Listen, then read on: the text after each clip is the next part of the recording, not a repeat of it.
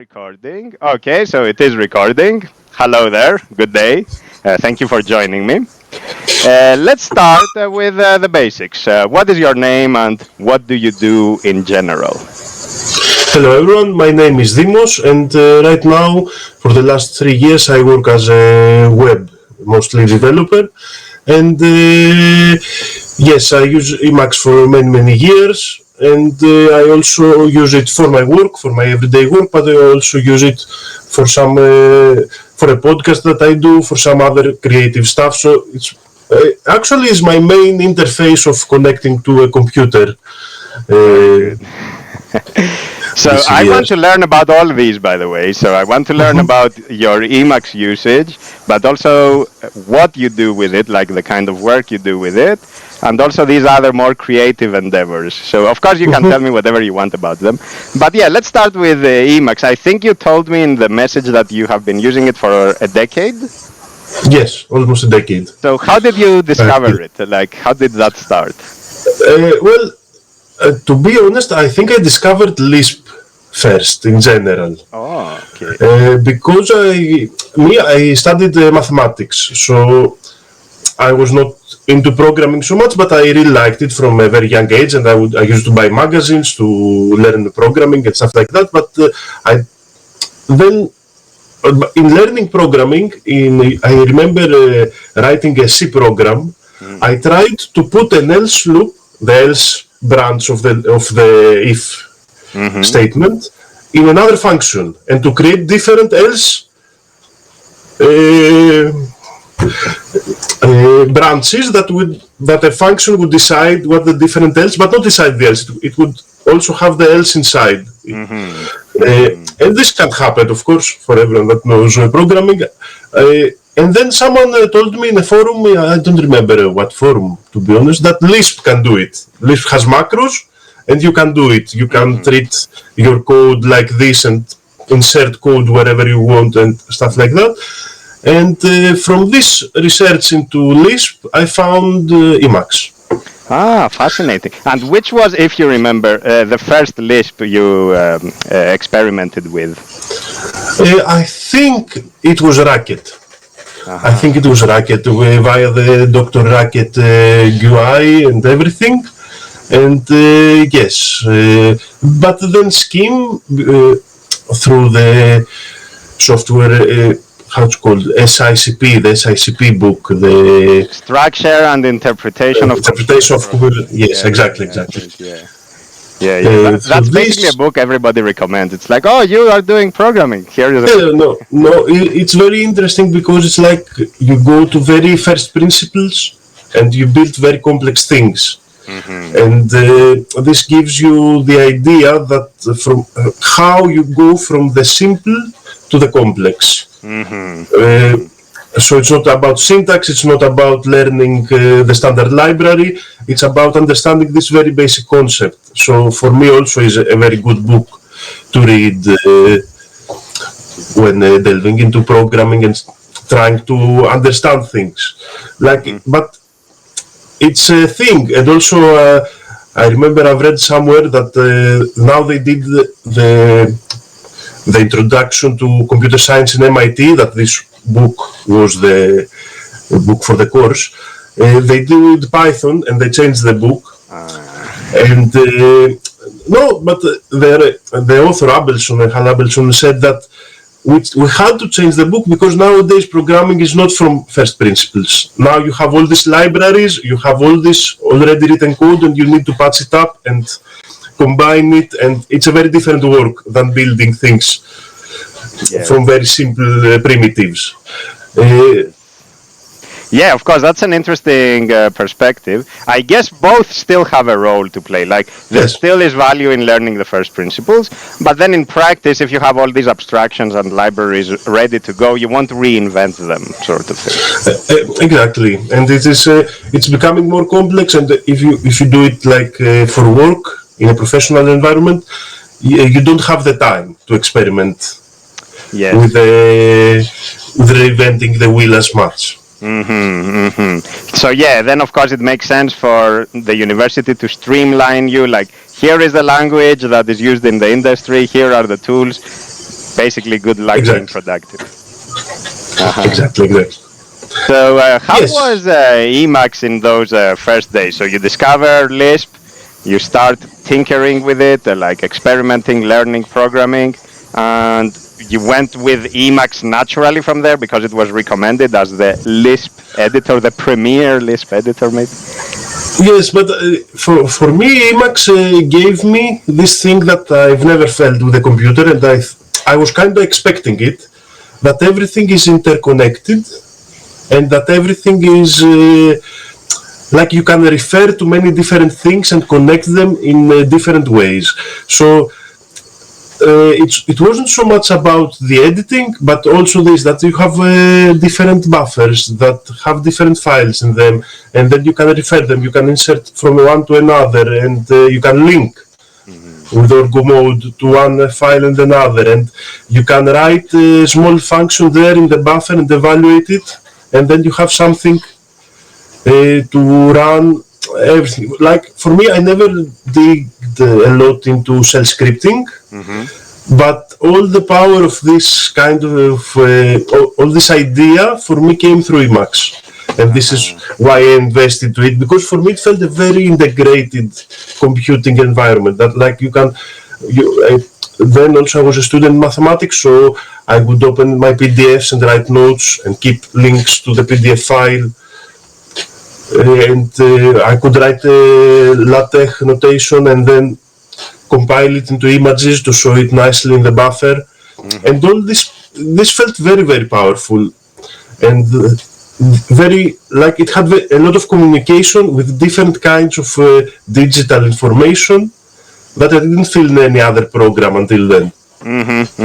Yeah, and it's exactly that, which is that you have access basically to all your data, and this is indeed the interface to your computer. But also what you mentioned specifically about shell scripting, because me, before switching to Emacs, I was trying to do shell scripting.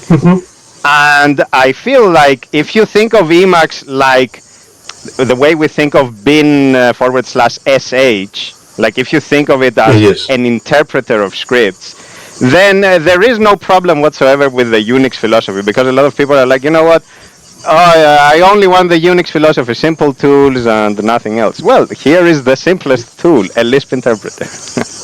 Yes, and also like it's better. Now it sounds a little funny because we're talking about two interfaces that are both old, and we're trying to say which is more modern. But it's also interactive. Like you have a state in your buffer. It's not batch processing. Like shell scripts are batch processing. You do line by line. You feed with pipes. You do all this nice stuff. They are very nice, but in a Lisp interpreter and in a Lisp program integrated like Emacs, I have state, and I can go back. I can do the next step, I can change the next step, I can inspect a function and change it a little bit if it doesn't suit my needs. All these nice things that you don't get with shell scripting and with C programs, and which are very nice, of course, but this gives you unlimited like expressive power. It gives you this feeling that I can make my computer be personalized for me very easily with very low cost. Correct, and maybe that is why everybody, I think, that takes Emacs seriously eventually tends to go towards the direction of, I use Emacs for everything.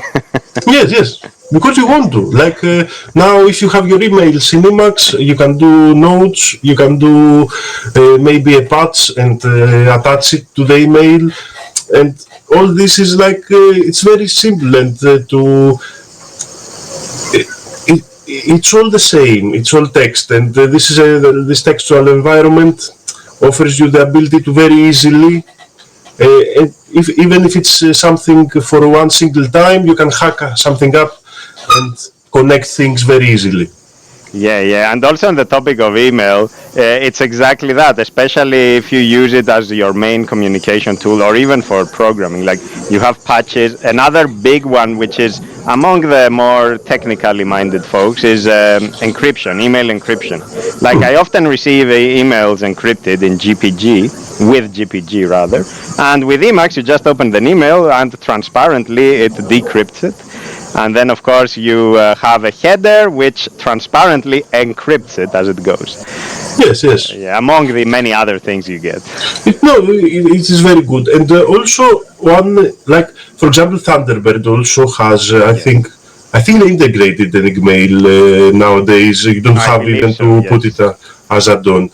But Enigmail has its own implementation. It doesn't play well with a normal GPG agent. It has a separate implementation of this system. So, in a way, with Emacs, if you want to go somewhere else, usually you work with the standard tools. Even though it's so customizable, it's not temperamental. It doesn't want to force you and lock you in. Yeah, that's a big thing. And also the parts of Emacs that might appear to be locking you in, such as if you invest in org mode, well, it's still plain text, and of course you can still export it to Markdown or whatever, so Yes. even that isn't really a lock-in effect. Yes, there is this ability of taking my stuff and putting it somewhere else. So this is also important. Like it's not a lock-in environment. You go there, you can't work with anything else. Yeah. And because, of course, it's an interface to, let's say, the standard Unix tools, you pick and choose which tools you want. So in that regard as well, it doesn't force you into a specific workflow. Exactly. Mm-hmm. No, it's yes, Emacs is something that is very, it has passed this judgment of time. It's become something that is really useful, and many very intelligent hackers over the years have changed things and thought very deeply, and it shows that they thought very deeply about what are the main primitives of a text editing tool, and in general an interface to your computer. And it's a superpower. For me, it's a superpower in the computer. And now that you mentioned primitives, that's really important. The other day I was reading the author of the tree-sitter integration in Emacs wrote a review of what's the state of tree-sitter in Emacs. So tree-sitter is cutting-edge technology, but part of the implementation was to make sure that it works with Emacs's functionality of narrowing to a portion of the buffer. And that's the kind of basic thing that you have there. And you see how it extends to a modern technology where you want to be able to still edit a narrowed portion of the buffer, Yes. not just the whole thing.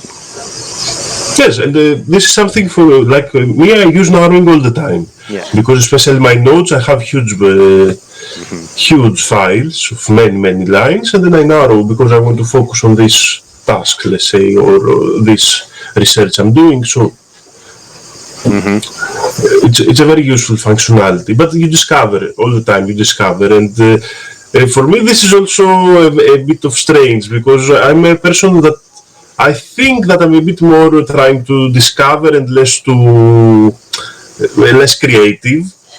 So you try to see inside and see old files and what they do, what they implement, maybe things you've missed and you've put a package there that you don't need, and many times you find it's like a bit of archaeology, a little bit sometimes with Emacs you can do, and it's very interesting. Yeah. And me, part of what I like with Emacs is how easy it is to have a package and go to its source code. Like the other day, I was working on one of my packages, and there was this specific issue, and I was like, I'm not sure how we should implement this. And I was looking at something completely unrelated in the source code of org mode. And I find this function, and I'm like, oh, look at this. Now we can tweak it a little bit and reuse the principle here. And I was able to do that because it's so easy to get in the habit of, how does this work?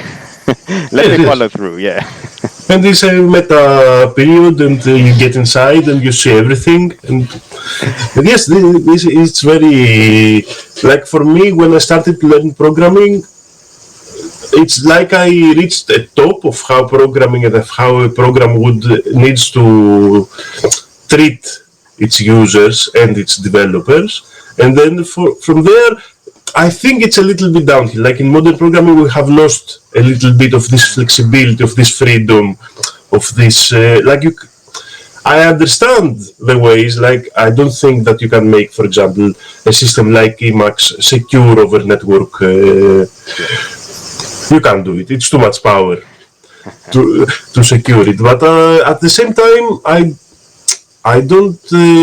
I think there is a window of opportunity there for this kind of programming, like the more interactive, and not only the Lisp, the Smalltalk vision of it also, because it's also similarly very, very interactive and very approachable from the inside. So the code and the interface are very close. This is this advantage. I think there is a window of opportunity for tools that need to be moldable and need to be like this. Yes, I think there is, and I think it's also a matter of not knowing what I need. Like, I see many people who are exposed to this and they're like, oh, I wish I had discovered this earlier, because now I can do all these things and have this expressive power that you mentioned earlier. So it's also maybe a matter of awareness. Yes, it can be in a way, yes, but it is like these tools have, of course, a steep learning curve. It's not something that you can do very easily, especially Emacs is very archaic, let's say, in some of its ways, because it got developed before modern conventions were in place. So you say window, and then window means something different today, but window then had this meaning and it was usable. So you have this kind of steep learning curve, but I think that I think nowadays we don't have, and even us developers, if you can put myself in a group, we don't search so much for these things because it's of the time constraints and the pressure and all this hectic kind of development that happens, that is, a little bit, there are many things that you need to do in very little time, and this cost cut has created this software environment when everything is a bit sloppy, let's say. We don't have the time to perfect the art, and it's reasonable, this, in a way, because software engineering also is a new practice and it hasn't reached the peak of other kinds of engineering where you have many years of production and you have good protocols and everything. Yeah, that's interesting for sure. But basically what you are saying is that there is a systemic constraint on the developers and how much they can invest in their own tools, and basically because of the systemic pressures they have to be sloppy even if they don't want to be sloppy. And sloppy not in a value judgment kind of way. Not in a judgment way, but in a time of investing the time needed in a very cost constrained environment and doing more instead of doing less better. In this idea of I have to be sloppy because I have to output these things in this amount of time. Yeah. It's always like that. These kinds of time constraints, and within the time constraints you do the best you can, but you cannot afford to perfect it. No, but for me, I see this trend not only in software engineering, but in general. Like the quality of products, of everything, is done in this cost-cutting idea nowadays that results in this, let's say, sloppiness. It's not a judgment. It's like what you want to do and what output you get. No, it's exactly like that. I think it's really common nowadays. But then, of course, there will be people who will always search for quality and who will be okay with taking things slow, let's say. Yes, of course. And this is also, this is very important to continue to happen and to have the time for these people to invest in these things. And because doing something new and doing something better is a result of doing many slow things that usually don't lead somewhere. Yes, good point. And I think on the point of quality, which can be slow, I think part of that is also exchanges between people, like the long form kind of discussion, which doesn't give you like a snippet and that snippet contains everything you need. It gives you a lot, and from there you have to take it all in. But I think that also has value, like yes, listening and paying attention, other qualities. Yes, for me this is very important, because for me I am very minimalist in my computer. Given my Emacs, okay, now it's like about 2,000, 3,000 lines of code, but over many years it's not so much. No, and, for an Emacs user it's not so much. Yes, and usually I delete code. I say, oh, this, I've written it this 5 years ago, I haven't used it for 2 years, it's time to go. But sometimes other people, are very more idiosyncratic, like they want more things to be under their control. And you need these people because they imagine new ideas. Me, I'm not. I'm a reducer more. I want to cut things off to make them simpler. But other people want to make them more specific. And other people have other ideas about the things. And you need all these people different to come together and create the output. Because you have you have the minimalism inside, but you also have the imagination of the one that wants to control everything, and you have it all together. Yeah, for sure. And if you were to use a metaphor, it's like you have fermentation, the bubbling effect, but then you also have distillation, and you need both, really. So you cannot have only one. Yes. Yeah, that's very exactly.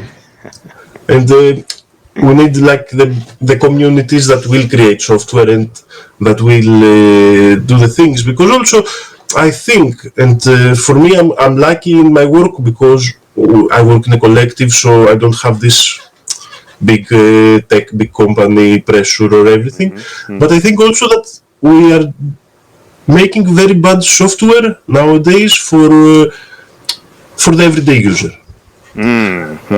Like we do software that its targeting is how to show more advertisements, how to do in any way to treat its users nefariously. And this is a very difficult question, especially if you want to give the software for free to the end user. Yeah, of course. And of course this introduces a matter of ethics or of values as opposed to just the technicalities, because you can have the perfectly technically sound program, like the best program, which of course mistreats users, like it actively seeks to undermine them, and it's unscrupulous. Yeah. Yes. And usually it is like this, because by mistreating you can fund better, and this way you can do better teams of programmers, you can give them more time, and you can have better software in all the technical aspects, but that is a negative value actually in the world. And this is a problem a little bit, and the people that would need good, ethically good, let's say, software cannot fund it. So that's the problem. It's a problem, but at the other hand, we have free software, we have open source, whatever people want to say it, and it's a very big help in this to kickstart things and all these ideas. So it's not like hopeless, but it is a little bit like I think more that we need better ways to organize communities and this kind of things. Like it's more of a managerial problem, but we need another research for management that is aligned with the people's interest. Because nowadays our management is a little bit aligned with the stakeholders' interests, let's say. Yes, of course. I want to get to your collective, because for me that's a very interesting idea. Also in relation to this moral aspect, so maybe you can tell me a little bit about it, like what is the collective and also what you do in the collective, but also what the collective is doing in general. What is its mission?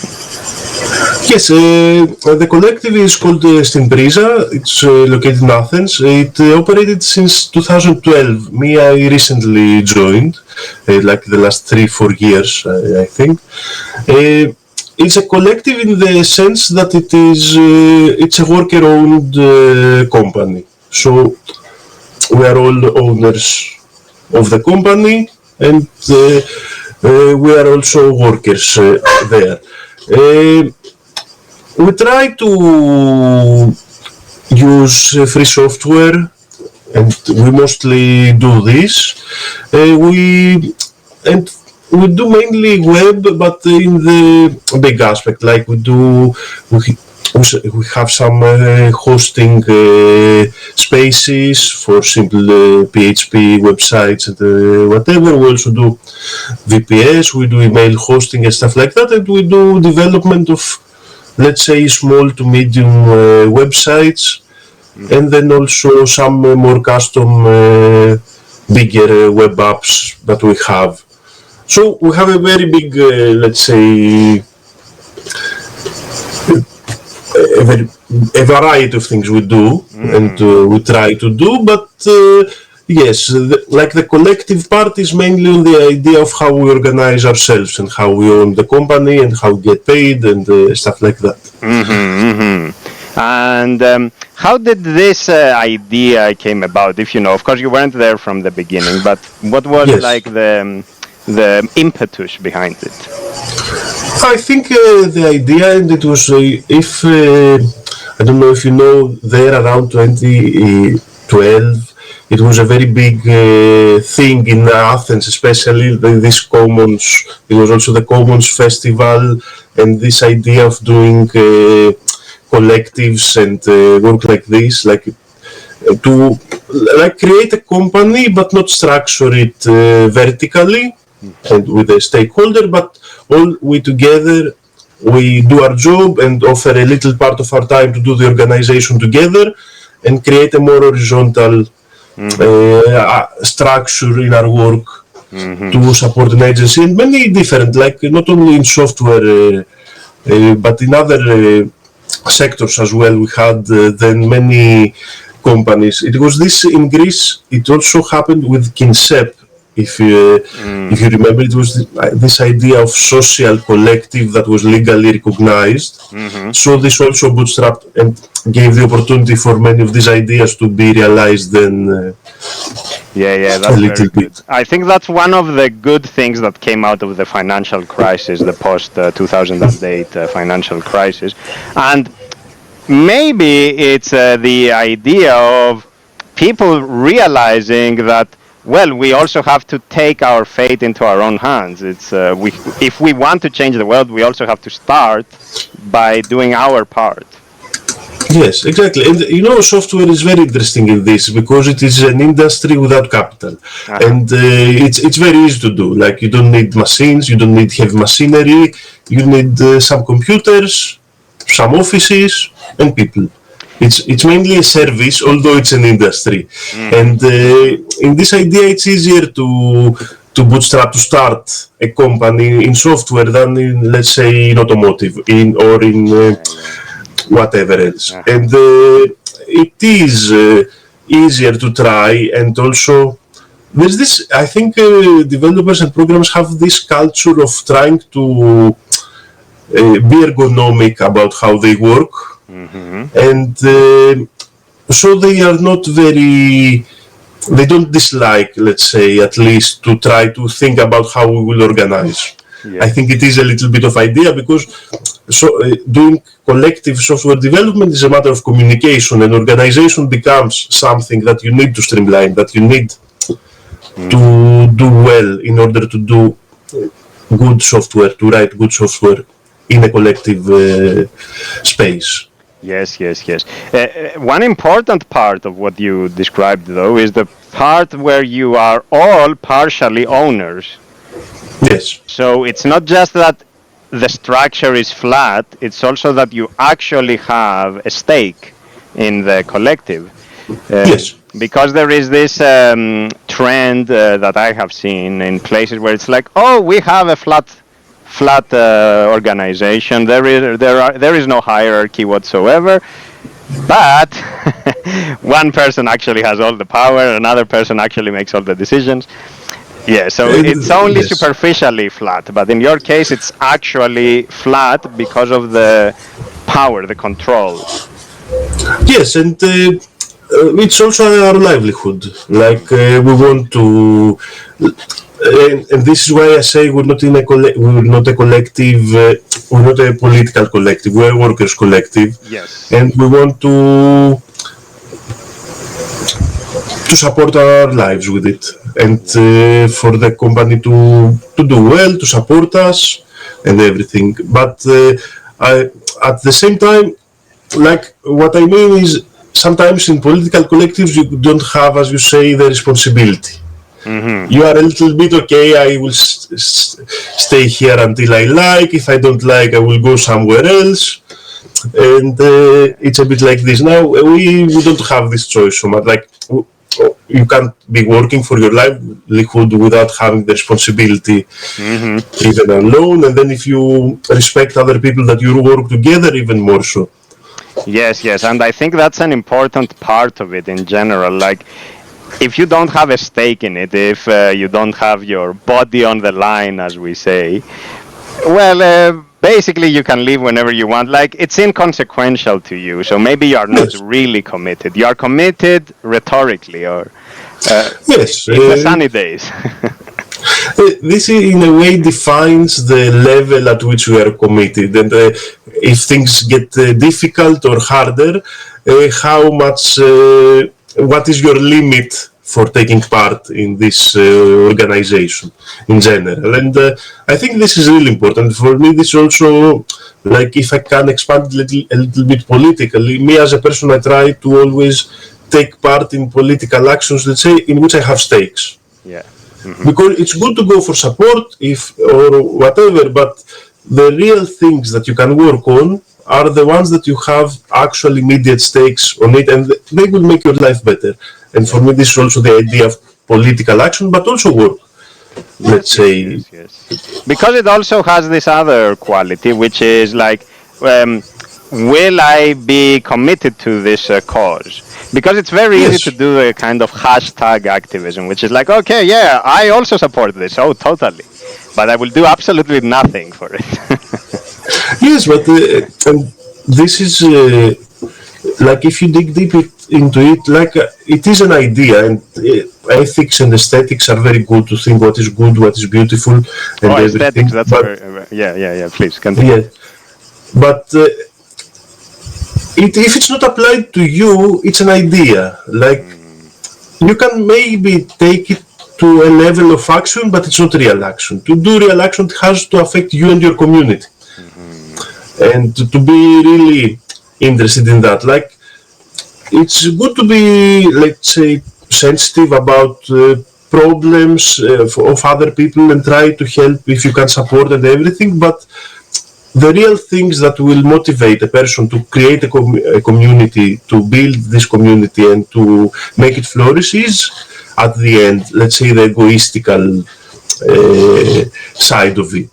Mm-hmm. If you don't get it, it's very easy to change ideas. It's very easy to have a change of mind, or to for whatever reason, to don't take part in the collective. And so, to be in a collective, to be in a community in general, you have to be interconnected and at stakes. There, you need Yes, yes, to. yes, for sure, for sure. And of course, now I don't want to go down that political discussion, but Yeah. I think it also applies to the concept of the homeland, which is like, well, if I am deprived in my land, if I have no ownership whatsoever, if wherever I go I am exploited, if basically I don't really own anything here, Well, why would I fight for this place? Yes. Actually, so there is no homeland in that regard. It's just another fiefdom where I just happen to pay taxes.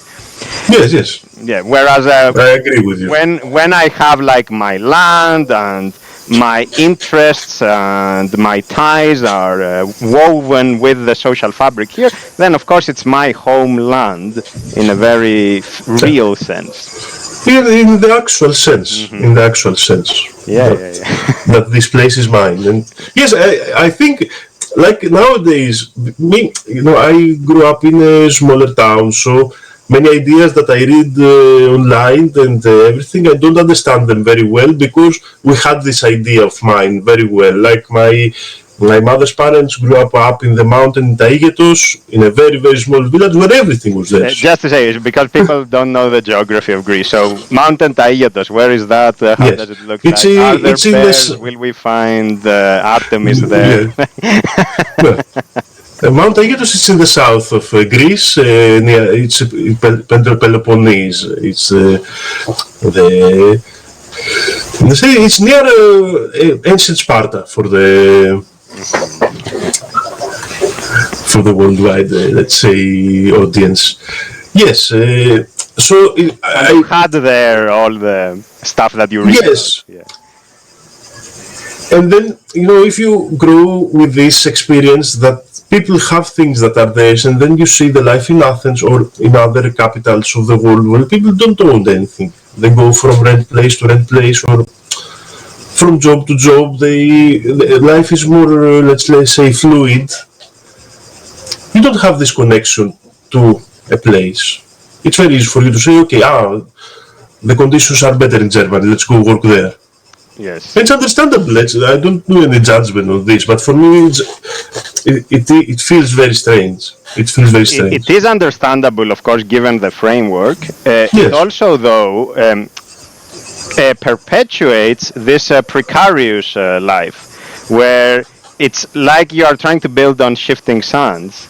Like when you live in Athens, for example, or in any big city, you don't know who your neighbor is. You don't communicate with everybody. You are basically in a state of constantly looking around in case somebody is a threat. You are always insecure even without realizing it. And because you can come and go very easily, you never have this sense of ownership that we said earlier of the place, but also of the people. Yes. And of course, this means that eventually you are less secure as well. Just to give an idea of here, where I am here. So this is the hut, as I call it. So this is what I built. And I did it in large part with help from the people around me. And where I am right now here, there is a window right here. And my area is open. Anybody can drive in and just sit here. So one day I was doing a video.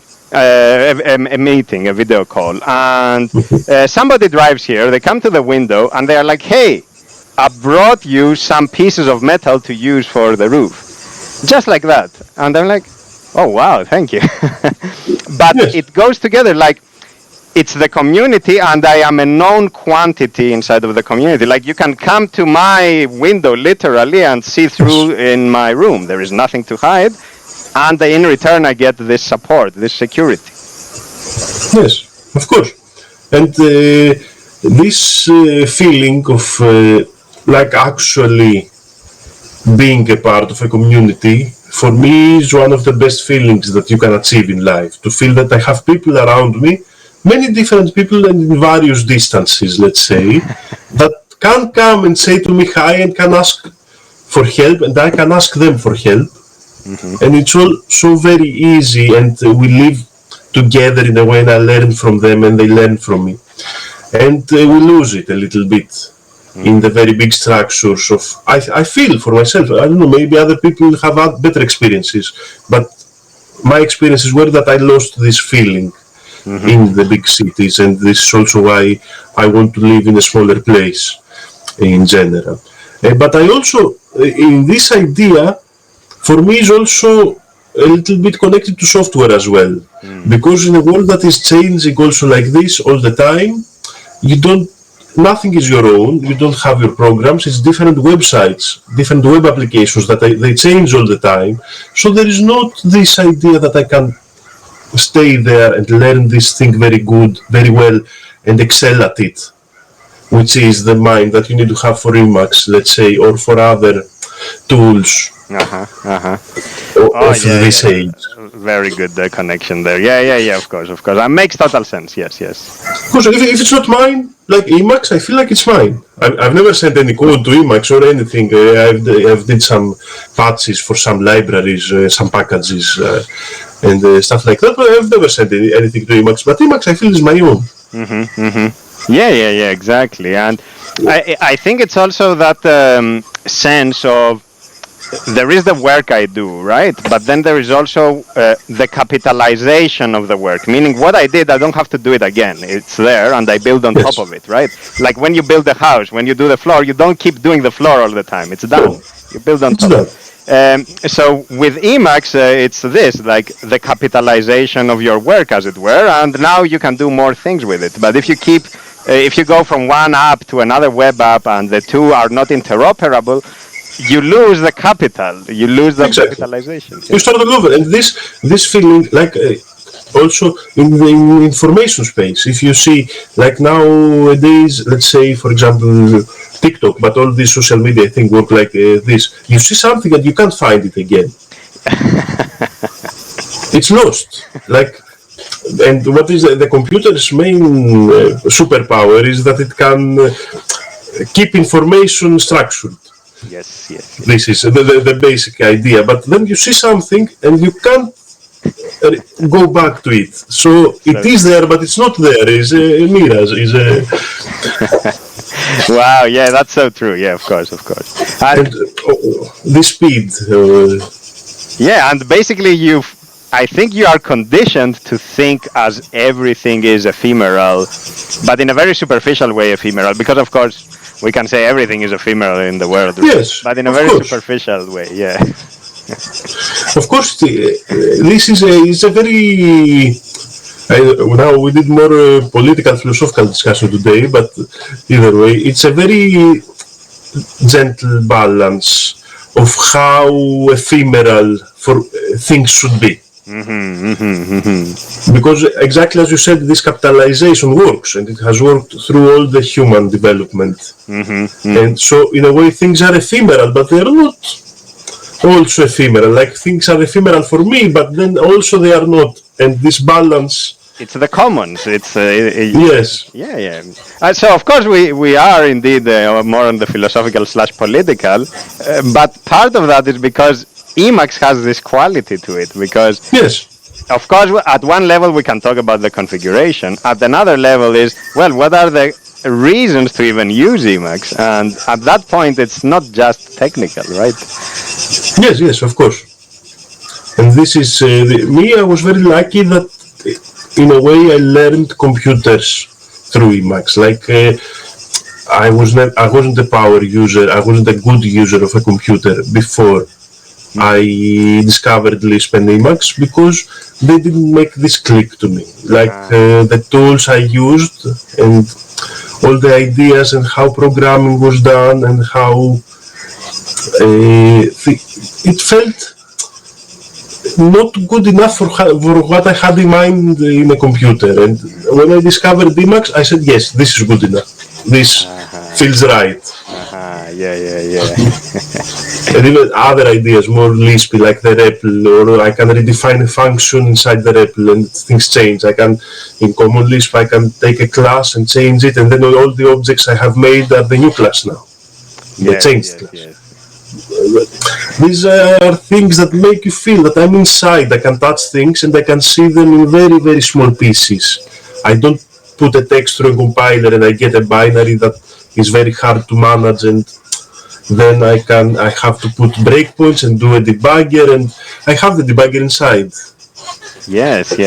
That's the thing, and it's also this sense that even though it's a big space, which is all interconnected, each unit still has its own presence, and you can inspect it and see what it does. and you can recognize at first. You can find it. And this, as you also said, like I can go to the source code very easily.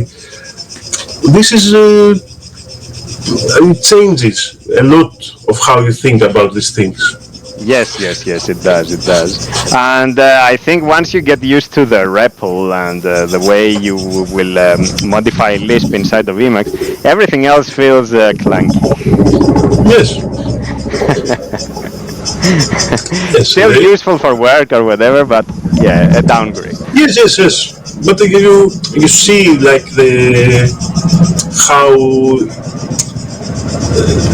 like and you can understand it because of course it is a state that it can lead also to let's say to not so very good things about programming. So let's say if a language is very expressive, then everyone expresses in their very own unique way, and then you can't make a company. You have problems that arise from this thing as well.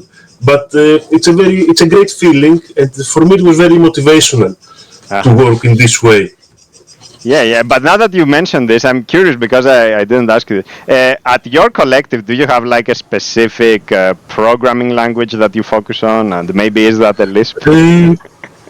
No, it's not Lisp. I've done some work. I'm more fond of Lisp, so I've done some work, and I use it also for all my like transformation. Let's say I get data from one web service and I want to migrate it to another web service. All these little throwaway but a bit larger scripts that I write usually are in Lisp or in Emacs Lisp, but usually in Common Lisp more often. But we mostly, let's say, do this kind of web languages, PHP, JavaScript, and Python for most of the work usually. So it's not. I've done some web things in Lisp, but like you don't get all the tools that you get from let's say Django. You have to write a lot from start. And usually it's not, you don't have this, as we talked before, you don't have this capacity. Yeah. It goes back to the SICP thing where it's like, well, all the libraries exist, the tools have been invented, just use them. Yeah. Yes, you have this idea of good enough, like we have these big libraries that offer everything at 80% of what you need. And so you say to also have the other 20% is such a big investment of time that it's not feasible. Yeah, exactly. I see. And I imagine on the technical front, you have others as well, or are you the only one who is like the really technical expert? I mean, at the collective. No, we are all technical, but in a bit different ways. Like another coworker is more of a server guy doing the work maintaining the servers and all that. But we are all technical. Like we don't have non-technical co-workers. Okay, very good.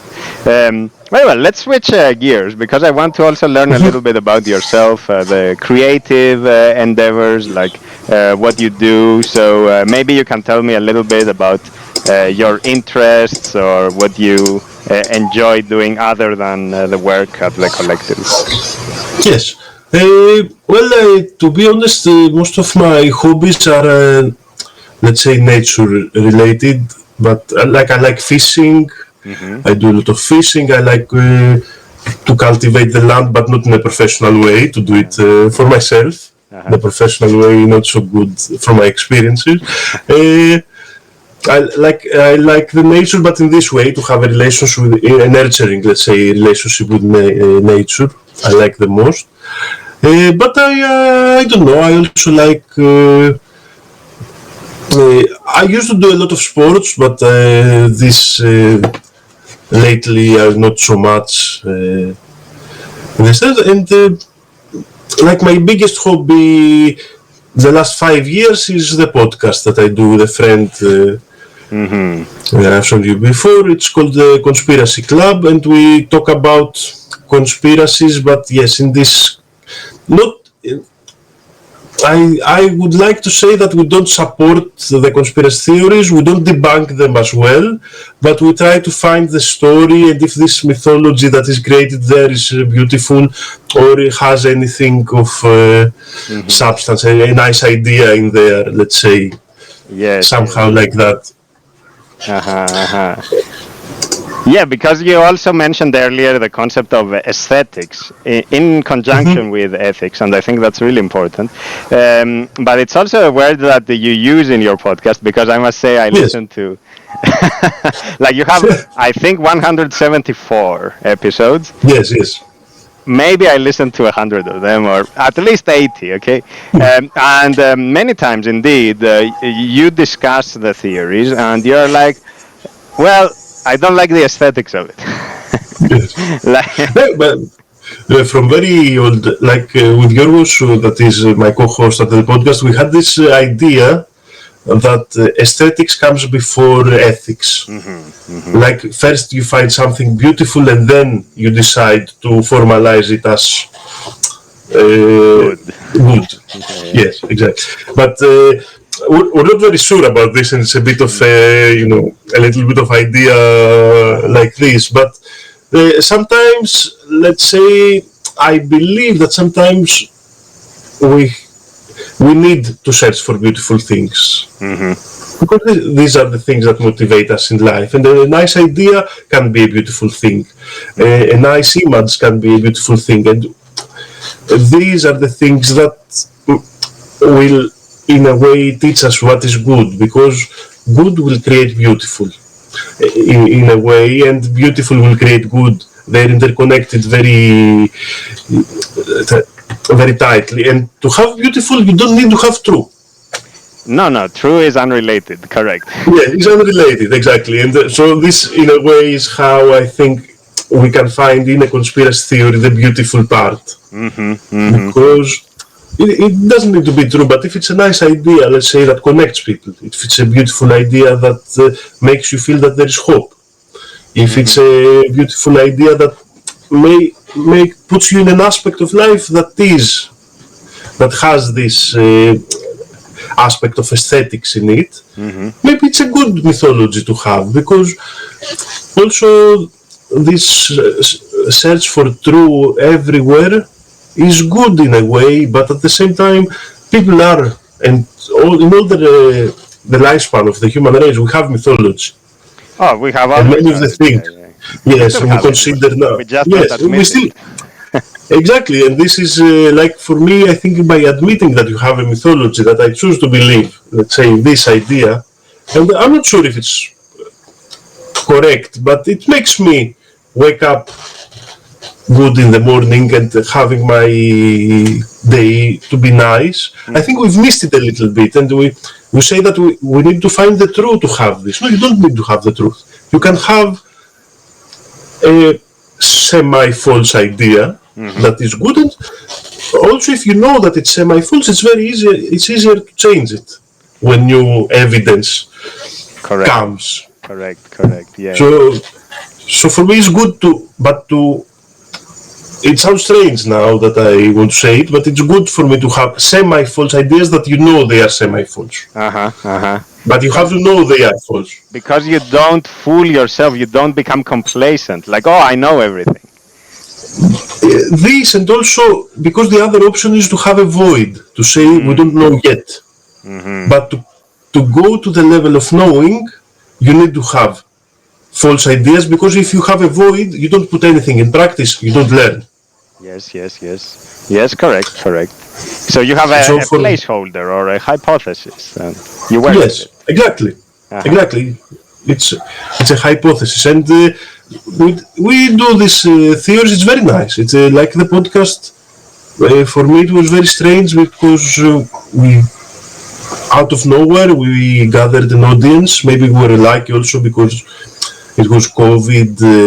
After we started, and then after 1 month, happened, the things with COVID and everything, and maybe conspiracies were a bit more trendy then, a little bit. But but it was very nice because like we met other people, then some people that were listening to us said, okay, we will do another podcast. Now we're like 15 independent podcasts that were friends. Oh, nice. Yes, we do like say,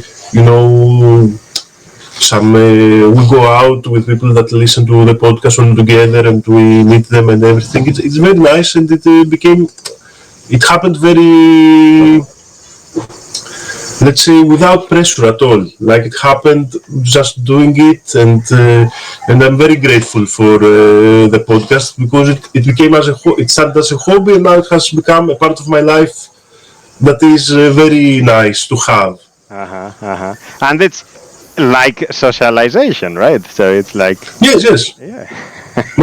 But we've met a lot of people that listen to us. We also did this thing a lot, that we invite people to come to say the story they like, of a conspiracy theory they like. And a lot of people from the audience have come over the years to share the story and discuss it with us.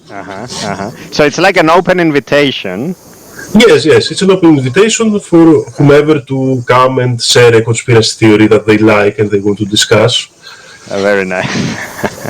Yes, but also the other podcasts that we've met, we do, work together. We go to their podcast, they come to ours. So it's a nice little community that is working there and everything. And for this, my main, let's say, free software, this kind of thing, kind of contribution is that we do all the podcast is in Creative Commons license, so whomever can take it and use it for whatever purpose they need.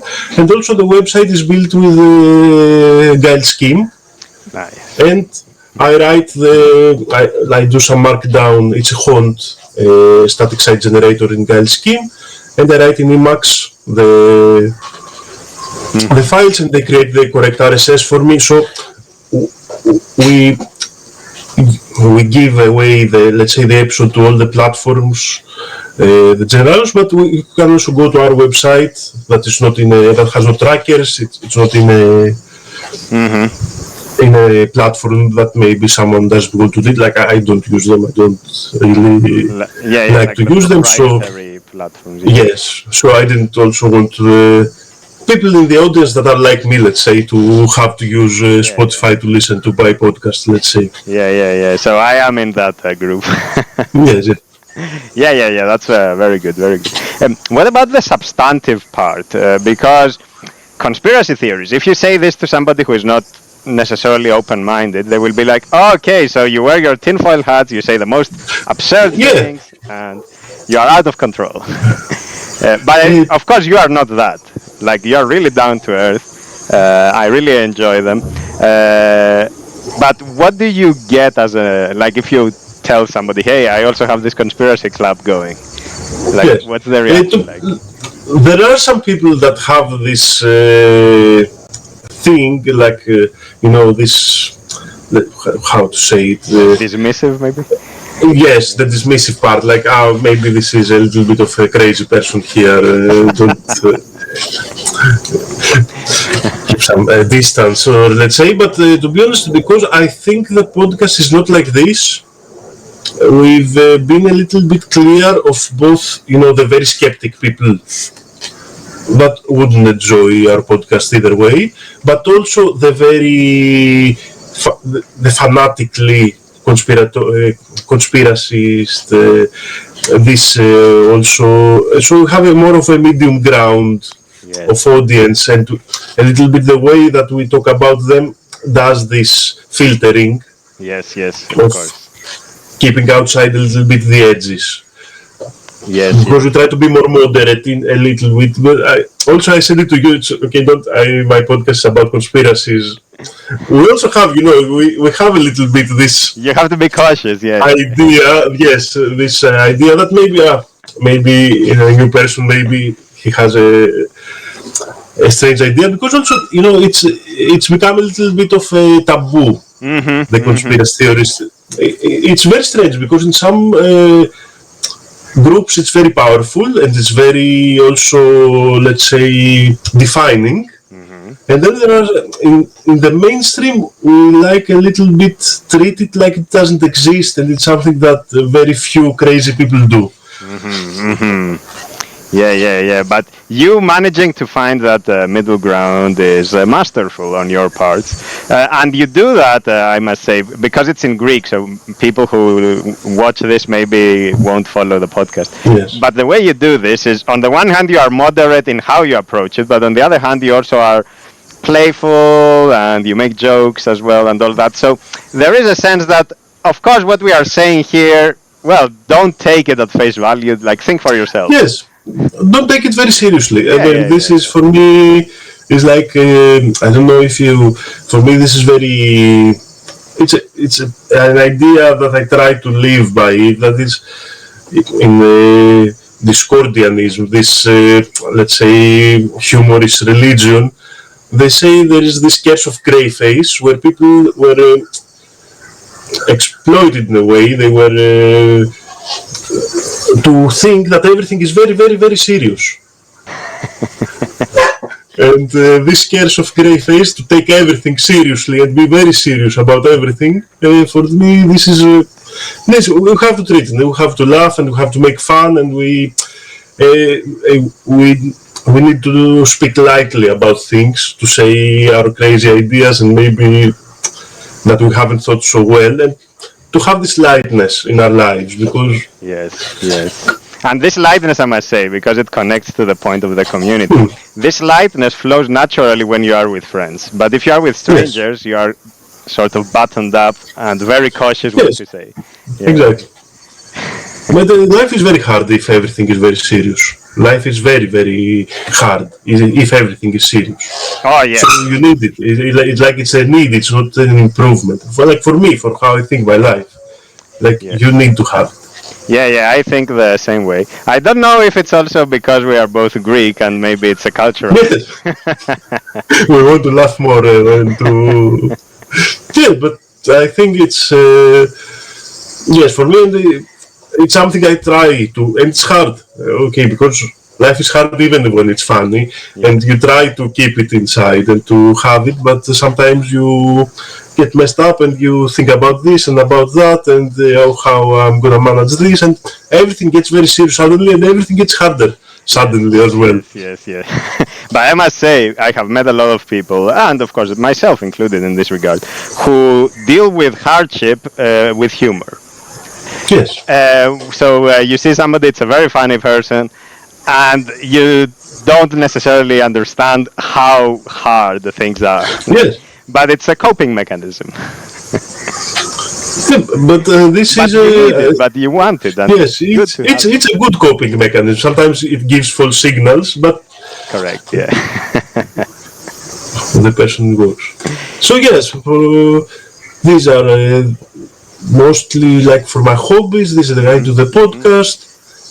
Podcast, fishing, farming, not in a professional capacity. Also the podcast, because I wasn't working, like I've done many different jobs over the years, and I wasn't working a lot on the computer, and now like I feel I'm doing like with the podcast and the job as a programmer, I feel I do too much screen time. Because also the podcast doing it, because we are far away with Yorgos, we're in different cities, so we do it like we do it now by video call. It's too much screen time, and this is a bit of pressure. So I try everything else I do, don't be on the computer. Yes. And I think part of that is also the place you live. Like, if you live in a large city, maybe it's harder to just go outside. For example, if you live in Athens, you don't just go outside and do farming or fishing. Yes. No, you can't. Yeah. So if you are able to move to a place where you have these manual kind of activities, analog, whatever you want to call them. Yes. Yeah, that will be nice. No, it's this is a big thing. Luckily in Athens, I used to have a park, and I would go sit there in the park. So you can find your ways out, but it's, as we said before, you don't have this kind of ownership. Yes. And if you were to move away to Athens, would you do you think you would have those outlets, this kind of ownership and that sense of belonging to the place? In Athens, you mean? No, if you were to move away from Athens, do you think you would gain that? I don't know if all people have this. I have these feelings for the city and town I grew up. For me, it's very, and I discussed it with my friends, and most of them have different ideas than me, but I feel very connected to Kalamata, to the place I was born, and in a way, I can't imagine my life somewhere else. Yeah. I could do it, but if I can choose. Yes. I would like to live. Yes, I would like to live there. I maybe it's not so usual this, and because speaking with my friends and everything, they try to say, "Oh, this city is nice. Maybe I live there. Maybe I live there." Me, I never had this idea. I had this idea that I could live in Kalamata, that I like it here, that I know it here. That is mine. Yes. In a way. Yes, exactly. And of course, if you are in a place like Kalamata, which is known for its olives and fine olive oil, do you get to do any of that? Anything related to olives? Yeah, I have. We have some olive trees, not so much, but we do, for our family, for our extended family, we do collect our own olive oil, and I also have the olives for eating, the bigger ones, the Kalamata olives. The best ones, actually. Yes. Yeah, that's very nice. So, anything that you think you could do to move away from the computer? Anything you could, like a lifestyle change you could make, you think? Yes. Other things being equal, what would be the one thing you can do to have more non-computer time? Or you haven't thought about it, maybe? No, it's usually I try to don't sit at the computer if I don't work and I don't do the podcast. I try to, even if I want to change something, let's say to do maybe some improvement in my workflow or everything, I try to do it at work. Or I want to read some articles or some technical book about programming. This I try to do them at work.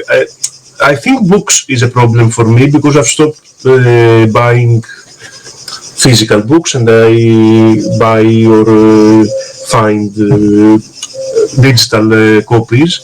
And this may be to try to get back to physical books, because you can read them in other places, maybe that you can't have a screen, but also it's more, let's say, it's not as tiring as looking at an illuminated screen. Yes, plus it kind of forces you to focus on the book, because otherwise if you have the book in one window and then in the other window you can just open a browser very quickly. Yes. It's very easy to get. So maybe books would be an improvement, but usually when I'm in Kalamata I don't have, I want to close my computer, now also after we do the video call I will go for swimming, so I won't sit at the computer. Beautiful. And so usually if I'm in a place that I can't do good things outside of the house, I will be outside. Beautiful. I prefer it. Yeah. Of course, now you bring me back memories of where I grew up, which was also very close to the sea, and now I live in the mountains, which is very far away from the sea. And I'm like, but the mountains is. Oh, it's very nice. Mountains also very nice. Yes. Yeah. I'm not complaining. It's just a different kind of experience. Yes. Mountains I will go the next week. I will go up in Taigetos, as we talked before, to stay for 10 days maybe, to relax a little bit more. Yeah. That's the nice thing. Now we have the grapes, to collect the grapes, to collect stuff like that. Okay. So you have vineyards there. Not a big vineyard, the I don't know how it's called in English, the single one that you do in the terrace. You have, Okay, yeah. Actually, I don't know how that's called either. Yeah. But it's always the yeah. one hanging outside of your doors. Yes, exactly. Not the small ones that you keep lots of them together, but the bigger ones that we let them grow. But now we have the figs to collect. We have the many different things of, Very in the late nice, very August. nice. And how is, by the way, the weather there? Because here it has been dry for many months now. We have a serious drought again. So I don't know, how is it No, in southern Greece? it was like this, you said, until last summer. This summer it's been a lot better. Now, like, we don't have such an extreme heat wave as the previous summers, and it has like there was not a lot, but somewhat normal amount of rain.